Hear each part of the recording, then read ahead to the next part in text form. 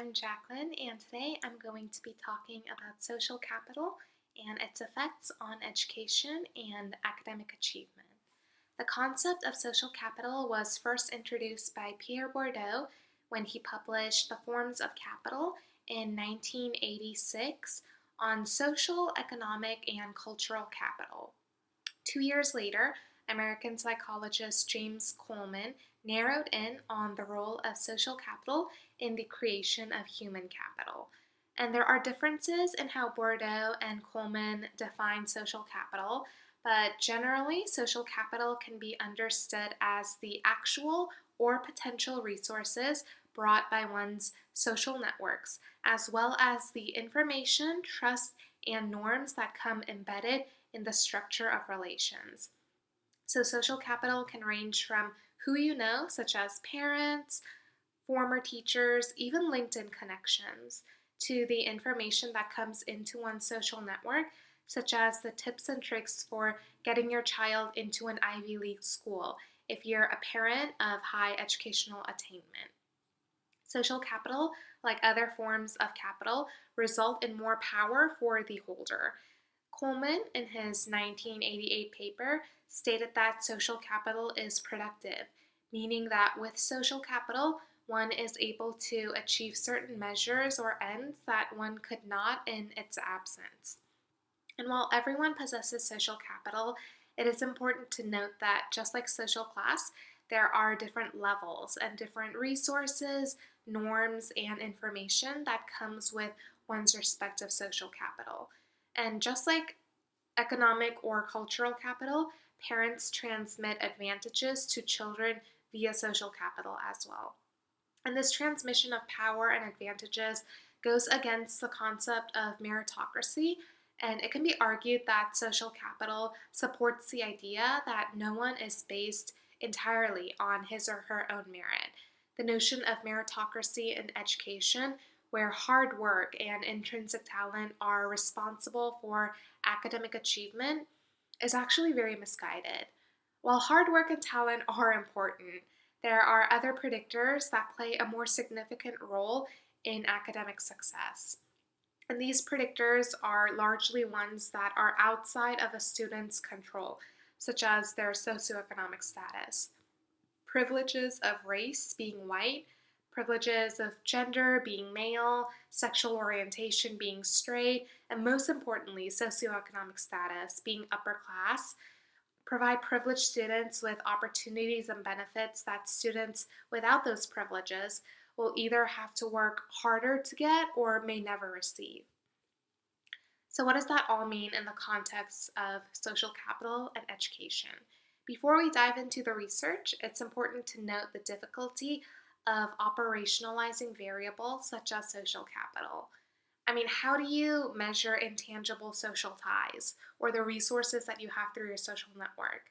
And because of this challenge, most studies operationalize social capital as having both parents in the household or the number of friends attending the same school, intergenerational closure, which is where a child's parent knows the parents of their child's friends, and other quantifiable measures that don't exactly capture all of social capital.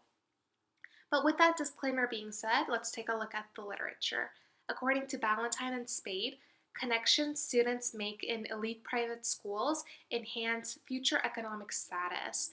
And this isn't surprising, but it points to more than social capital. It supports the social reproduction theory. Students who attend these elite private schools are likely to come from upper class families, and as they go through school obtaining social ties, and they go to college, obtain more social ties, and get offers and jobs that enhance their socioeconomic status through their social ties, it is likely that themselves, their spouses, eventually their children are going to be upper class. And so it's this cycle of economic capital leading to social capital, leading back to economic capital, and so on. However, it's not just all about socioeconomic status. Kim and Schneider, in their 2009 study, found that parent-child relations, which is a form of social capital, influence the educational outcomes of children independent of socioeconomic characteristics. So what this means is that even when you take SCS out of the equation, social capital is still a predictor of educational outcomes.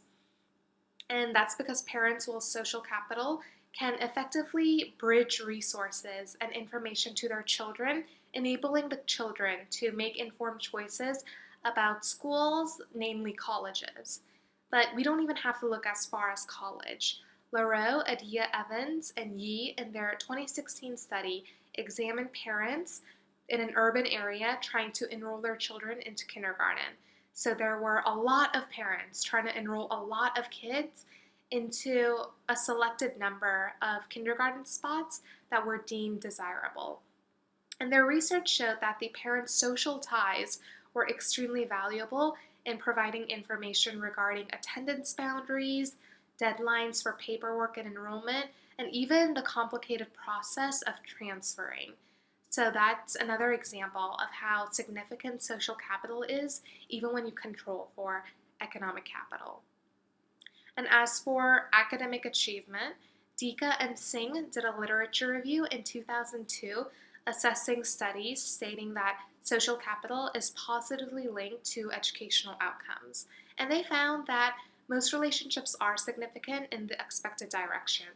So high family social capital, which is defined as having both parents in the household, a low number of siblings, so no siblings or just one, parent expectations of going to college resulted in lower levels of students dropping out of high school.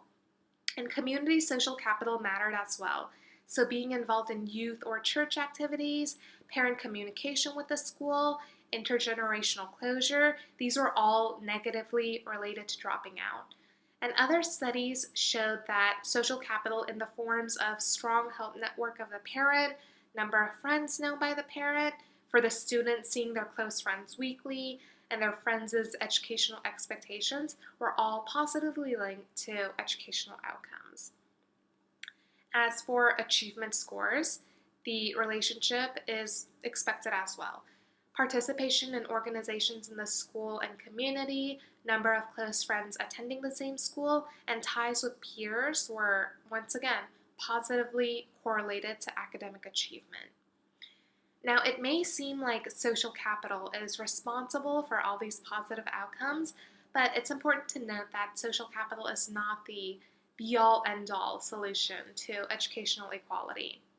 Dika and Singh state in their literature review that there are weaknesses and misapplications of the definition of social capital because it is so varied, and that almost all the studies they looked at operationalized social capital as norms rather than access to institutional resources.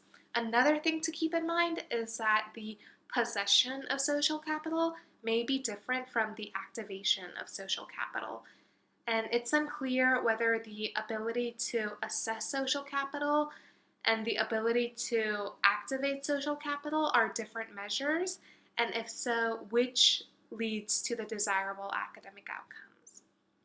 So before we use social capital as a solution to persistent educational outcomes, we have to look at the way social capital intersects with race, class, gender, and we have to critically examine the role that social capital individually is responsible for educational outcomes. That's it. Thank you so much.